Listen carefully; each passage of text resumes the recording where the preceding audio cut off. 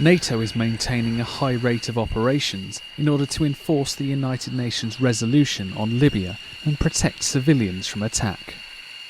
One of the main bases for this operation lies on the eastern side of the island of Sicily. The base here at Sigonella has suddenly found itself thrust to the centre of world attention.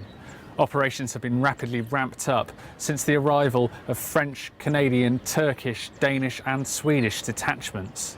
Only a 30-minute flight from the Libyan coast, it's the perfect base for Operation Unified Protector. Nearly 3 weeks after the alliance took control of the operation, almost 3,000 missions have been flown, half of them strike missions aiming to degrade the ability of Gaddafi's forces to attack civilians. It's going extremely well. Since we arrived, we've been up and running, and we haven't lost any sorties, so we're at 100%. Everybody's working really hard. I'm really proud of my unit that they've taken up this challenge with the, let's just call it a rapid deployment.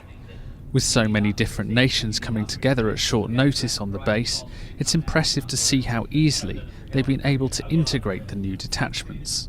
It's nice to see Italian people talking with Swedish people, with Turkish people, Danish, US, Canadians.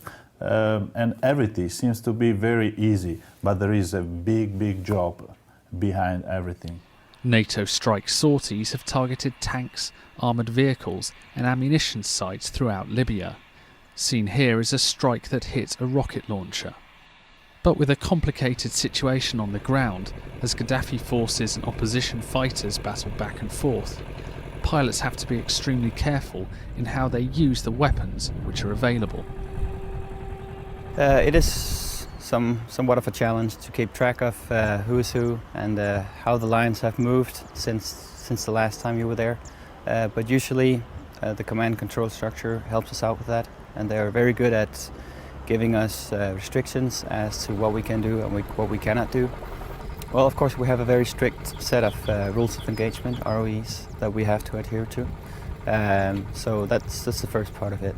Once we've identified a target that is a valid military target and we are cleared to engage it by higher command, we go through a number of checklists to make sure that the weapon is aligned correctly, powered on, has the correct coordinates to where it has to go, that the laser on the aircraft is working properly, that it has the correct code, and then we're ready to release the weapon. Once it's off the airplane itself, it's just a matter of accuracy about putting the lasers in the correct spot.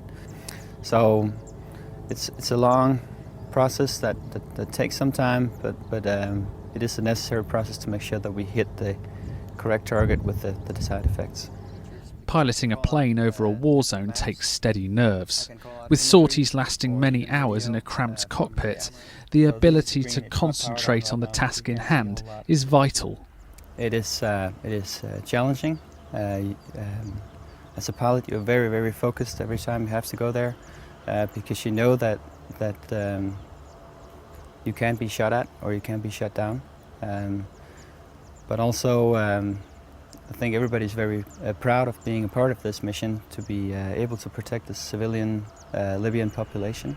It's a huge responsibility to take on, but one the various Air Force detachments here at Sigonella feel they're up to. Oh yes, of course, it's a huge responsibility, but you know, the way I think of it, they're really good pilots, they're well trained, they've got a lot of hours, they've got a lot of advanced training. I've got a great set of crew chiefs, and everybody that works here are doing extremely well. And then you know, I just think about all my colleagues from the army that send out patrols in the green zone in Helmand. So when you think of it that way, it's actually it's not that hard, but it is a huge responsibility, and I take it very seriously. This is David Heathfield at Sigonella Air Base for the NATO Channel.